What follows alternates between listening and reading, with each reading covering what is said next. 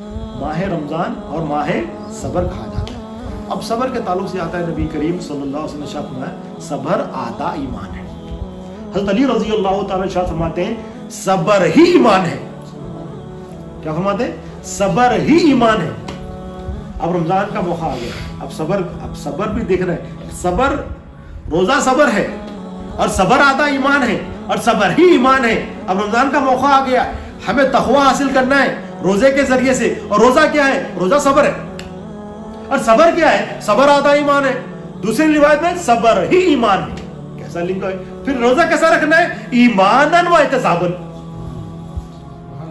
ایماناً و احتساباً. اب رمضان کا موقع آ گیا, نبی کریم صلی اللہ علیہ وسلم خطبے کے لیے تشریف لے کے جا رہے ہیں. پہلی سیڑھی پر آپ نے قدم مبارک رکھا, آپ نے کہا آمین. دوسری سیڑھی پر قدم مبارک رکھا, آپ نے کہا آمین. تیسری سیڑھی پر قدم مبارک رکھا, آپ نے کہا آمین. جب خطبہ ہو گیا صحابہ نے عرض کیا یا رسول اللہ صلی اللہ علیہ وسلم, ہم نے ایک سنت دیکھی ہے کہ دعا کوئی نہیں کر رہا تھا مگر آپ آمین کہہ رہے تھے. نبی کریم صلی اللہ علیہ وسلم نے فرمایا میں جب پہلی سیڑھی پر جب قدم رکھ رہا تھا تو جبرائیل تشریف لائے اور انہوں نے کیا کیا؟ انہوں نے بدعا کی برباد ہو جائے وہ شخص, ہلاک ہو جائے وہ شخص جس نے بڑھاپے کی ماں باپ کو بڑھاپے کی حالت میں پایا اور اپنی مغفرت نہ کرا لی. ماں باپ بوڑھے ضعیف پایا, اس نے ماں باپ بوڑھے ہو گئے, ضعیف ہو گئے, بڑھاپے کی حالت میں ماں باپ کو پایا اور اپنی مغفرت نہیں کرا لی, تو آپ نے کہا آمین. بدعا کس کی ہو رہی ہے؟ حضرت جبرائیل علیہ السلام بدعا دے رہے ہیں کہ برباد ہو جائے شخص. پھر جب دوسری سیڑھی پہ نبی کریم صلی اللہ علیہ وسلم نے قدم مبارک رکھا تو جبرائیل علیہ السلام نے بدعا دے رہے ہیں جس نے رمضان کو پایا اور اپنی مغفرت نہ کرا لی, برباد ہو جائے وہ شخص. نبی کریم صلی اللہ علیہ وسلم فرمائے آمین. تیسری نبی کریم صلی اللہ علیہ وسلم نے تیسری سیڑھی میں جب قدم مبارک رکھا تو بدعا کیا ہو رہی ہے؟ جس نے آپ کا نام سنا اور درود نہ پڑھا, برباد ہو جائے وہ شخص.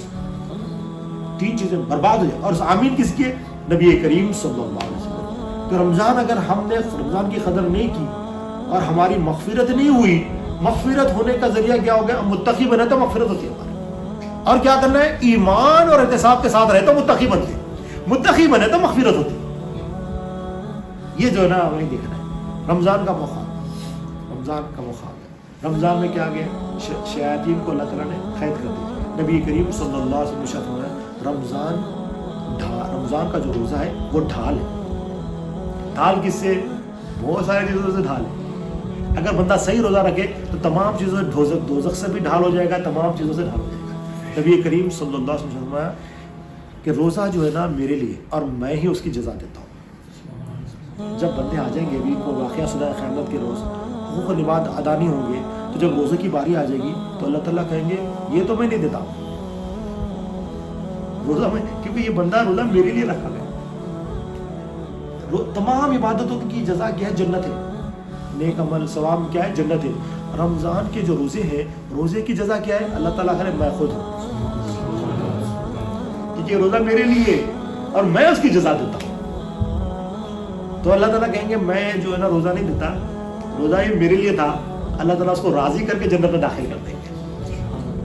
تو یہ روزہ اتنا امپورٹنٹ ہے. تو روزہ کیسا رکھنا ہے؟ ایمان اور احتساب کے ساتھ رکھنا ہے, جسم سے, قلب سے, روح سے. پھر روزہ کیا ہے؟ روزہ صبر ہے. اب صبر کیا ہے؟ صبر ایمان ہے. صبر آدھا ایمان ایک حدیث میں آیا ہے. دوسری روایت میں کیا ہے؟ صبر ہی ایمان ہے. تو پھر صبر ہے کیا؟ صبر کیا ہے؟